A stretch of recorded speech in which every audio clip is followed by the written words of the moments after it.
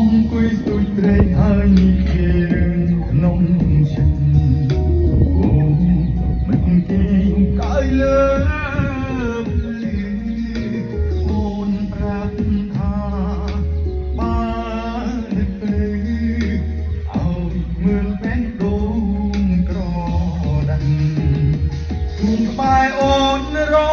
យៈពេលខ្លីតែមានន័យខ្លាំងណាស់រូបបីបងមិនបានបែរមិនបានថែអូនដល់ចាំបែដងមិនអាចភ្លេចរូបក្បែរអូនរយៈពេលខ្លីតែមាន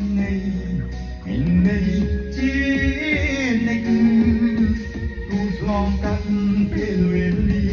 យូរយ៉ាងណាក៏មិនគេចលេចរូបអូនមិនបានឡើយទូក្បែរអូនរយៈពេលខ្លីតែមានន័យខ្លាំងណាស់ទោះបីបងមិនបានក្បែរមិនបានថែអូនដល់ចាំបែ